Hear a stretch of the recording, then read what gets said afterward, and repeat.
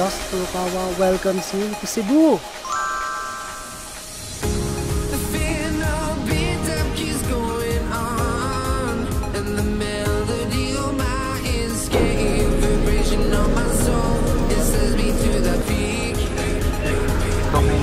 We are scheduled, we are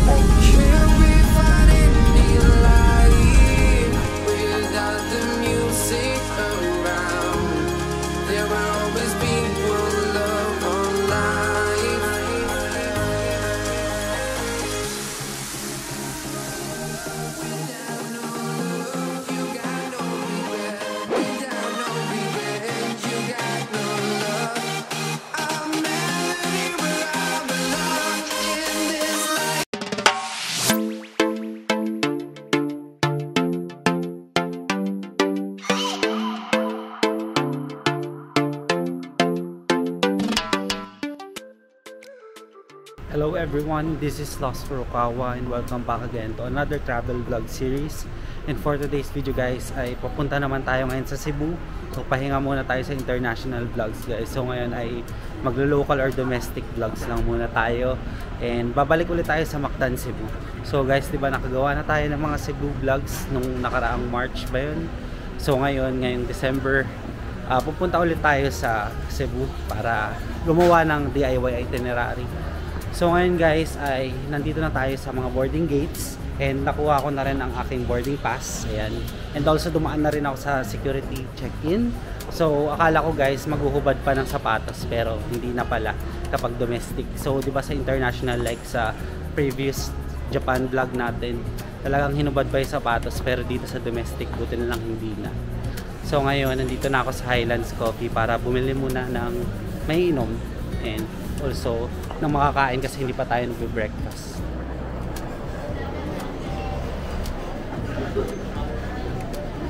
So it's currently 3:15 AM pa lang dito sa airport and also buti na lang bukas na itong Highlands Coffee. So kanina pa talaga ako nandito sa airport and nagpahinga lang ako around mga 2 to 3 AM. So kanina pa bukas itong Highlands Coffee and pwede kayo bumili dito sakaling may flight kayo ng madaling araw. And napakarami na rin tao ngayon dito guys sa likod ko. Kung nakikita nyo naman dami nang nag-aantay. So kanina konti pa lang yan pero ngayon kasi ang time is pa 4 AM na. So mas marami na yung flights ng 4 AM onwards. So good morning. Isa pong Pindi Kemswa, yung medium lang, then isang chocolate chip cookie. Pindi Kemswa? Yeah, tapos po isang chocolate chip cookie. Tapos pinapainit nyo po buto?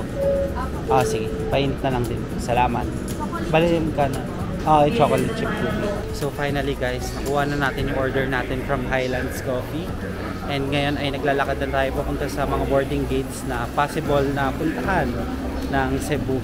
Kasi guys, dito hindi pa sure. TVA pa yung nakalagay sa aking boarding pass. And yung nauna sa aming flight going to Cebu is gate 132 siya. So, possible na dito rin yung gate namin. Kaya bababa na lang din ako kasi pababa pa yung gate 132. Pero bago pala natin ituloy itong vlog na ito, subscribe muna kayo sa channel ko. Tulungan nyo naman ako na ma-reach ang 10k subscribers para makapag-giveaway na tayo ng GoPro Hero camera. And para sa mga bago nga pala sa channel ko, ako nga pala isang travel vlogger and gumagawa ako ng mga travel guides both local or international. Kaya sa mga hindi pa nakaka-subscribe, subscribe na.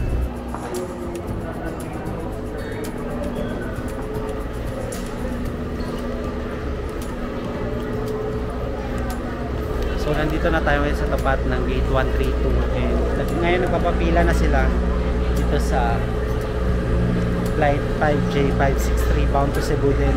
So itong flight kasi nila ay 3:30, so ako ay 4:30 AM pa. And dito na rin tayo mag-aantay guys para malapit na tayo sa boarding gate. So sana ay wag lang baguhin ni Seppak yung aming boarding gate kasi baka mamaya akit na naman tayo dun sa taas. So dapat talaga ay makinig kayo sa mga boarding announcements. So dito na lang din siguro natin kainin itong Highlands Coffee and also yung chocolate chip cookie natin kasi gutom na rin ako. Wala pa akong breakfast guys. Alam nyo ba na galing ulit ako sa work. So kada travel na lang natin no, galing tayo sa work. So kaya tingnan nyo guys, so naka polo shirt pa tayo kasi mamaya guys papasok pa rin tayo. Actually today is a holiday dito sa Philippines. Ano siya? Tawag dito parang Day of Immaculate. So ako ay papasok since American calendar naman kami dun sa company namin, kaya may pasok pa rin kami. And also pupunta ako Cebu just for DIY itinerary, and also bibisitahin na rin natin Cebu teammates kasi meron tayong mga Cebu workmates din dun sa Cebu, sa may IT Park. So yun yung mga agenda natin sa Cebu ngayon, and I'm very excited na matur ulit itong Mactan Cebu. Actually hindi lang Mactan pala, different parts ng Cebu.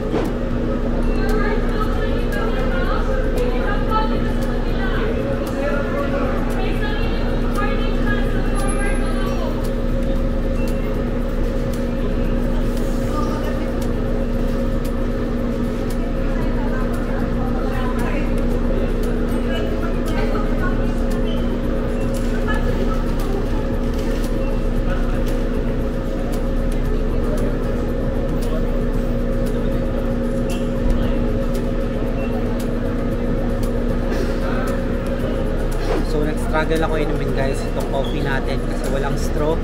So ang plano ko is sumakyat siguro muna para humingi muna ng straw kasi nahirapan ako inumin to guys. And wala pa rin namang announcement. Hindi, 563 pa rin eh. Ito pa rin yan guys yung first flight to Cebu. So yung second flight kaya guys, kaya sila mag-a-announce. Sana dito pa rin yung boarding gate. A few moments later. So finally guys, nakakuha na rin tayo ng straw sa Highlands Coffee. And guys, ganun talaga sa travel, nagkakaroon tayo ng mga different struggles, diba? So hindi naman natin may iwasan yon. And by the way guys, kanina pala ay nagtanong tayo sa isang crew personnel and wala pa silang boarding gate na nasabi sa akin.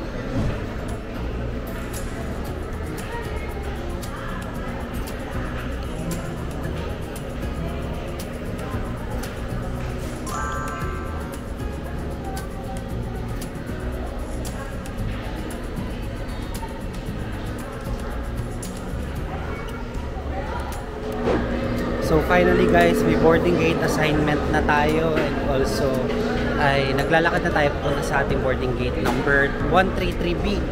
So guys, by the way, tinext nga pala tayo ni Cebu Pacific. Usually guys, tinetext naman ni Cebu Pacific yung mga boarding gate assignment nyo, and dapat ay naka-on din yung inyong mga cellphone para malaman nyo rin yung boarding gate assignment. So ngayon kasi priority muna yung inuuna nila. And by the way guys, kapag boarding na kayo, dapat i-ready nyo ang inyong boarding pass. So yan naman yung kailangan, and also valid ID. For sure guys, ito yung pila natin. Ayan, napakahaba. Daming tao rin. Ano, punong-puno ata ang flight natin papunta sa Mactan, Cebu. So wait natin maubos yan guys, papahuli na lang tayo. Usually guys, nagpapahuli talaga tayo kapag ganyan napakahaba ng mga pila. Ang problema nga lang dito guys is baka maunahan kayo sa seat. So dapat guys, ipaglaban nyo yung seat nyo kapag nandito na kayo sa airplane. Kasi may mga tao talaga guys na makukulit. And kahit may seat number na talagang upuan nila yung window seat. Kahit hindi sila window seat guys. So ito kasi ngayon, ang seat natin is 9F. So I think window seat ito. So papahuli tayo, tignan natin kung meron nakaupo. And sana wala guys. Kasi kung meron man nakaupo, syempre kailangan natin paalisin. Hindi, joke lang. Syempre kailangan nyo muna tawagin yung flight attendant and also i-guide kayo kung ano nga ba yung possible na mangyari kapag kunyari nakagawan kayo ng upuan. So yun guys, tandaan nyo yun kasi maraming beses na nangyari sa akin na naagawan ako ng window seat. So dapat ay paglaban nyo yung mga karapatan nyo guys.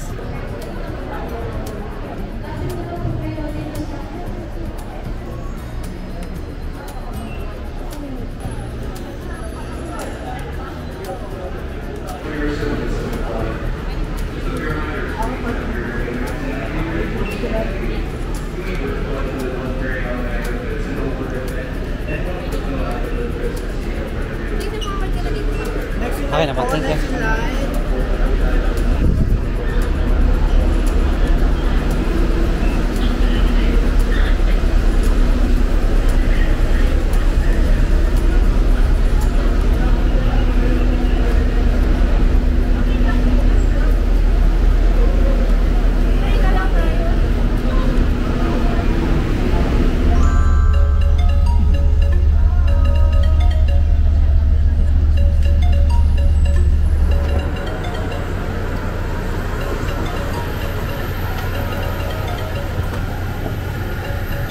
68 kilometers to Mactan International Airport.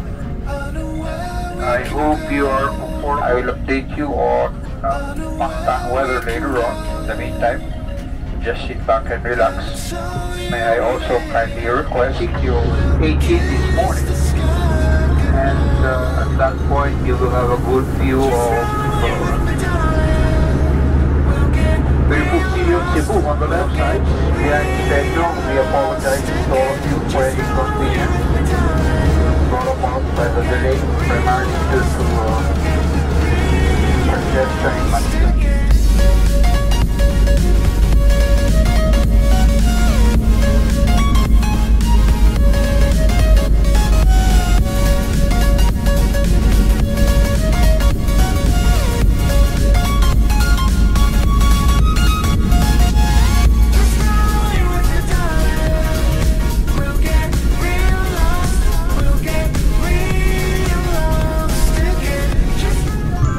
Okay guys, finally back here in Cebu.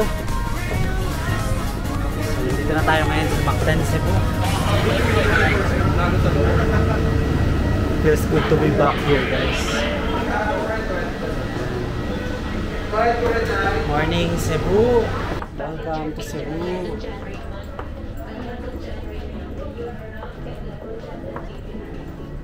So ang agenda natin guys is kukunin lang natin yung bagahe natin. And also, ano pa ba? Kasi guys, mamaya pa yung check-in time eh. So baka dito lang muna ako maglipot-lipot sa airport din. So ang hotel check-in time ko kasi is around 2 to 3 PM pa.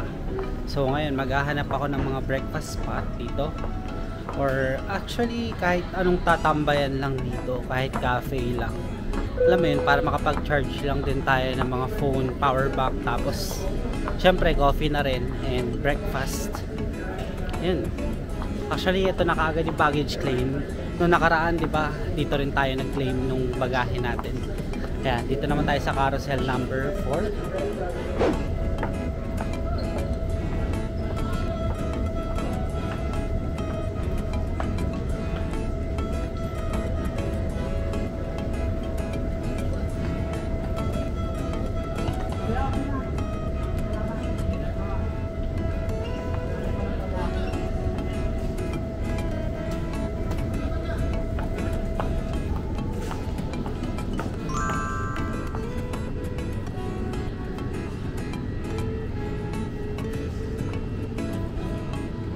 Ngayon, ang ating next agenda ay naghahanap na ng pwedeng mapag-almusalan dito sa Cebu Airport. Guys, finally, nandito na ulit tayo sa Cebu and with DIY itinerary na. And marami rin pala guys na fast food dito sa likod ko, yung mga nadadaanan natin. Yan na may bread talk sa likod. So dito pala guys yung kanilang bus to city.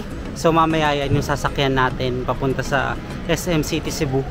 So doon tayo bababa and also mag-aangkas or mag-grab na lang tayo. Sabi kasi ng mga taga dito guys, mas mapapamura daw ako kapag nag-bus ako. And ang pamasahe lang daw is around 50 pesos lang. And pwede na ako mag-grab or angkas doon sa SM City Cebu. So yun yung drop-off location natin sa bus.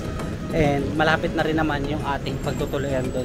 A few moments later. So after ng 6 minutes na lakaran from the airport, nandito na rin tayo sa ating breakfast spot na malapit dito sa airport, which is ang Holly's Coffee. So ito-try natin ang kanilang breakfast set and also ang kanilang coffee dito. And nagugutom na ako guys. Grabe yung lakaran talaga. Akala ko napakalapit lang niya, pero okay na rin, chill place ito. And also pwedeng pagtambayan guys, may mga charging station din. So pwede dito yung mga freelancers and also yung mga gusto lang mag-study and work dito sa cafe na to. So syempre kailangan mag-avail kayo para makagamit kayo ng kanilang charging stations. Medyo haggard tuloy yung first day dito sa Cebu. So mamaya pa talaga yung ating check-in time and wala naman tayong magagawa. Standby lang muna tayo dito. So pakiidlip lang din ako after ko kumain para makapagpahinga lang from the biyahe. Kasi guys, galing pa akong trabaho, diba? So dumiretso lang ako dito sa Cebu. Yan, new adventure na naman tayo dito. And ngayon wala tayong pressure sa time dahil DIY itinerary nga tayo. Syempre hawak natin ang ating oras. And yun talaga yung look forward ko sa mga DIY itineraries compared sa joiner. So siguro hindi lang naman ako yung nakaka-feel ng pressured kapag joiners, kasi di ba parang kapag joiners sinisiksik na lahat talaga sa isang araw, kaya hindi mo masyado na-enjoy yung isang lugar. So ako kasi mas gusto ko na parang ma-enjoy mo pa ng matagal yung isang lugar and manalamdam mo pa ba, parang ganun siguro yung term. So ngayon waiting na lang ako sa aking food and tumutunog na talaga yung tiyan ko guys sa gutom. So wala pa kasi tayong breakfast, and ang huling kain natin kanina is yung sa Highlands lang. Actually hindi ko siya matuturing na meal kasi cookie lang yung kinain natin and also coffee din. So ito pangalawang coffee na natin, pero idlip tayo para may energy pa rin tayo. Syempre mas maganda pa rin na makaidlip tayo paano. Tignan nyo guys, so solong solo lang natin itong Hollis Coffee. Wala pa masyadong tao. Actually wala talagang tao, mga staff pa lang yun nandito. Parang kakabukas pa lang din nila guys. Ayan. Finally dumating na yung in-order natin guys, itong breakfast set to nila. Ayan, and itong vanilla latte. Syempre Los Furukawa's favorite yan, vanilla latte. So try naman natin dito sa Hollis Coffee. So let's eat na guys. Yan, oh, mukhang masarap naman guys. Oh, try na natin.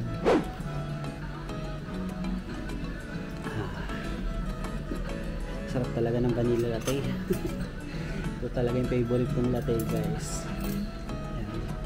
Solid na solid talaga mga vanilla latte. So nagkakaiba-iba lang talaga sa branch ng coffee shop.